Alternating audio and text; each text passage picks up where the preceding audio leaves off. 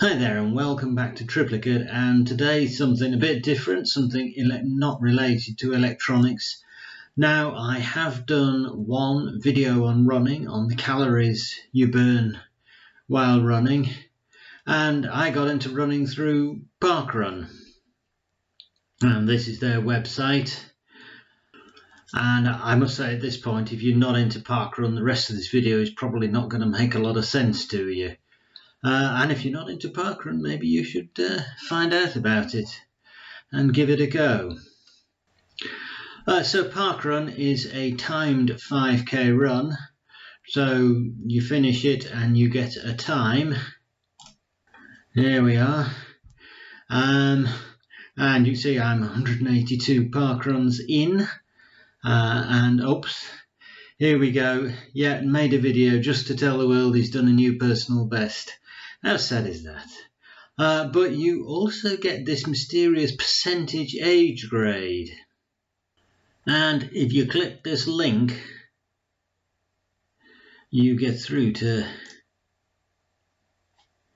this page, which says the age grading allows participants to compare results. Takes your time and uses the world record time for your gender and age to produce a score. Percentage. This score allows you to compare your personal performance against other people's performances, even though it might be a different age and a different gender from you. The higher score, the better the performance. Yada yada. You can compare different distances. There are a number of ways of calculating these, but we are going to have a look at parkruns. Because it says here, we do not share the actual table used to perform the calculation, but it is loosely based on the tables produced by the WMA, previously known as the WAVA. Okay, well, you might not share it, but we at Triplicate are going to try and reverse engineer it. Okay, so I guess I'm a bit of an anorak because I keep a record of my park runs. So, assuming Parkrun's percentage depends on your time, obviously, your age and your gender, I have a list here of my own times and percents for the parkruns I've done since I turned 62 in January. And yeah, you can see as the time increases, the percentage goes down. What is the relationship between that? Well, we kind of guess. That if we multiply the time and the percent together, we get a constant. And yes, we do. Those are all very close together, those values. So, time times percent equals what I have called, probably inaccurately, time constant, and that depends on age and gender. So if we take a parkrun where we have everybody's results, if we multiply the time in percent, we should get a number for every runner which depends only on their age and gender. So let us take some parkrun results and try it. So here are a set of parkrun results for Heslington Parkrun on the eastern outskirts of York, which is my home parkrun, on the 18th of May. So what I've done is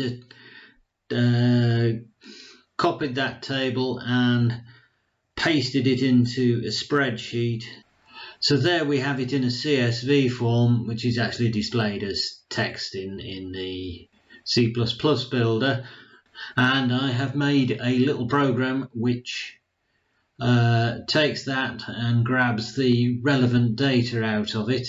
And Parkrun unhelpfully don't give you the actual age of each runner. They just give an age range, which is typically 5 years, 3 years for juniors. Here we go. These are those results, and each of these dots is at least one park runner. And you can see I've taken the age for the start of the age range,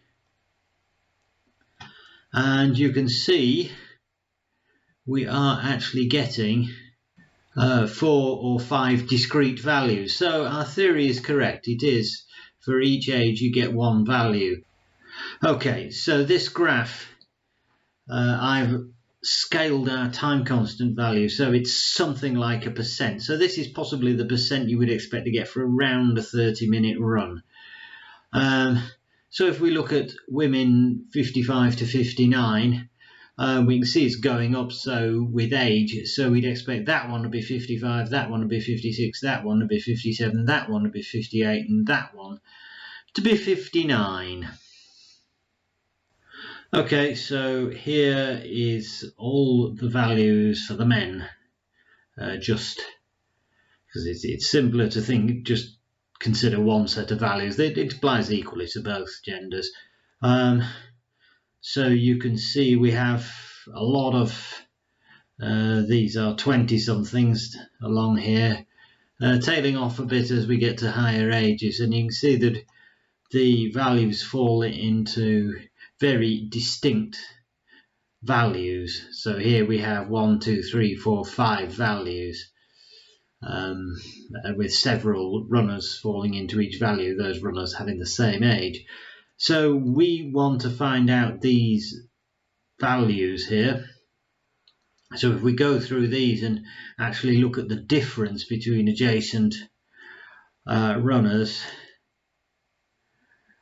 we have some different values, and you see the difference within the bands here, within the single age, is very, very little, and there's a quite marked difference between ages within the age range.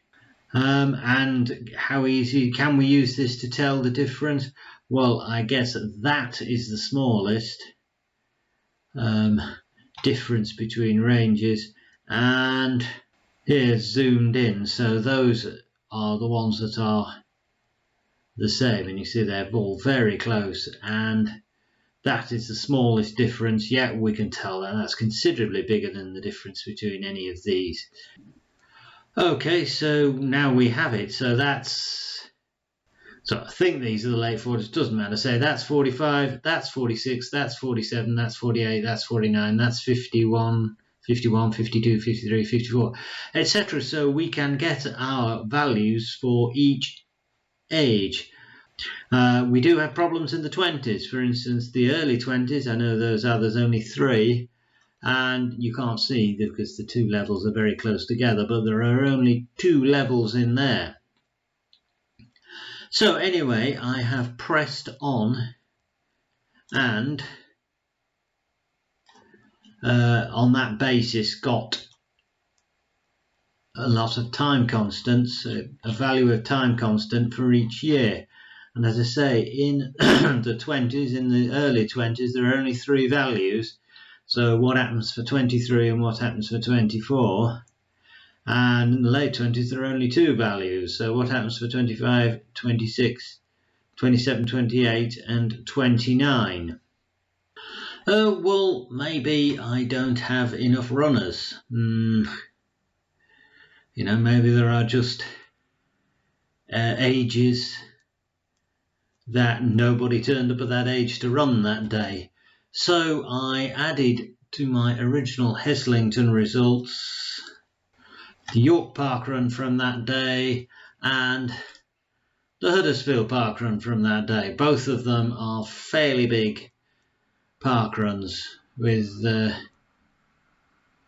500 or 600 people running, which gave me 1,800 just about runners in the end. So surely somebody has turned up from every age group. So let's see what we get from that little lot. Well, what we get is still missing, sort of missing ages. Again, 2 in the early 20s and 3 in the late 20s. So we can only conclude that because the performances are very constant throughout the 20s, 2 or more of the ages have the same number. So I decided to fudge it and take the 3 from 20 to 22 and sort of swish them out between 20 and 24, and similar to the upper 20s, and similarly for the women. I don't know, maybe there was a missing early 30s age range, but anyway, I have done that and got these curves, which are nice smooth curves anyway. Ignore that kink at the top. Anything above age 75 is a bit suspect. So there it is. That is our table. So now, can we start to plug numbers into it and get the results we want? Okay, so my time constant values I sort of scaled to make a sort of friendly number, but what actually works here, in fact, since we're using a spreadsheet, it uses spreadsheet time, where one time is stored as 1.0 is equivalent to 24 hours. So 25 23 is 25 times 60 plus 23, that puts it in seconds, divided by 24 times 3600, so 24 hours times the number of seconds in an hour, which equals the trusty Casio out. So I never liked this calculator, and I've had it for years and it still works, so I can't face throwing it out. So 25 times 60 plus 23 divided by 24 times 3600, close brackets, equals 0.0.018 near as what's it. And if we then multiply that by the percent, which is 64.28, times 64.28 equals 1.133. 1.133, which is what we see. Okay, so that's how I actually arrived at those numbers. And there we go, 62-year-old man 133, 1.133, etc. So here I have made a little calculator, and use an error with no numbers in. So shall we put 62 in, and that's me, and 25, 23,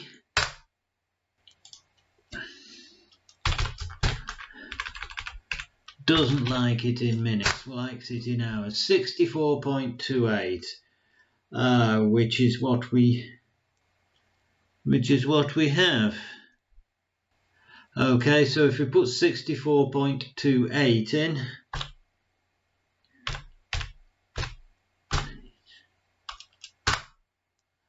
we get our time back. So we can calculate time to percent and percent to time from the age, and there's one for men and one for women. So, well, we could try the women. Okay, this was the result that day of a certain lady of my acquaintance.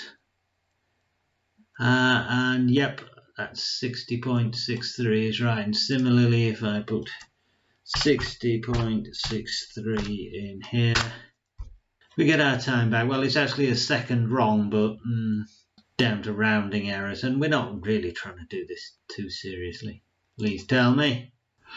Okay, so also out of curiosity, I've done a graph, one for men and one for women, where you put your whatever percent in and it will tell you what you would have run at that percent throughout your life. So my best percentage is 65 all but. So you would see in my 20s I would have run just under 20 minutes, except in my 20s there was no parkrun and I was very overweight and very unfit, so I probably couldn't have run 5k at all. So at the other end of the scale, if we get through to 62, well, all right, 25:07 is just under 65. But if you see, every year from now on, I can expect to slow down by 13 or 14 seconds, which I suppose isn't that bad. I'd happily take that if I'm still running at 80 and still doing 32 minutes 19. Still, if I'm still running at 80, I will be very happy. So there you go. And this page of the spreadsheet and that page, I'm going to put on a separate spreadsheet just for themselves, and if you look in the description there'll be a link to where you can download it and play with it if you so wish. Okay, so let's look at some serious athletes. So here we have the first world 5,000 meters. This is round the track, not round the parkrun. World records, and I like this. Back in 1900, Charles Bennett was doing 15 minutes 30 seconds odd. Well, I'm pretty sure the fastest time round Heslington Parkrun's less than that. How times change, eh? However, if we go down to the most recent, the current world record, that is Joshua Cheptegei, excuse my pronunciation, of Uganda, which is 12:35, and he was born in September 1996, making him 23 when he set it. So 12:35 and 23. Let's go back into our little spreadsheet.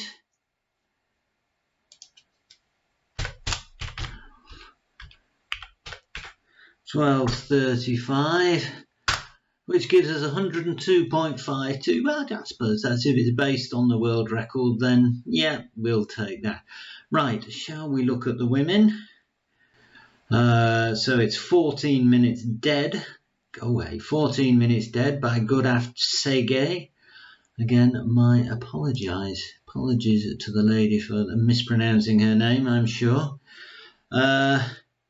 Born January 97, which makes her 26. So 14 minutes dead at 26.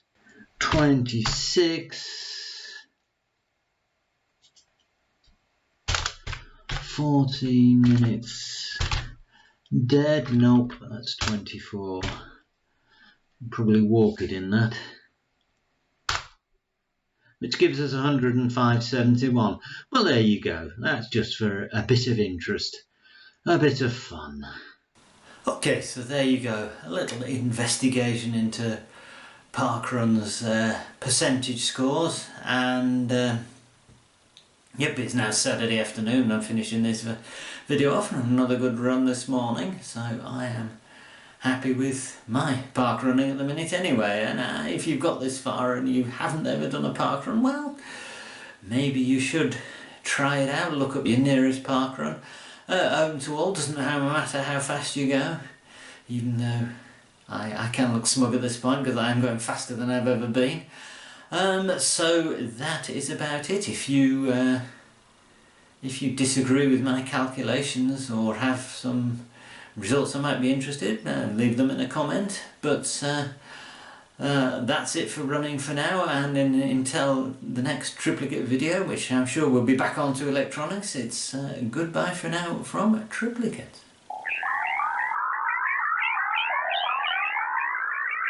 Goodbye.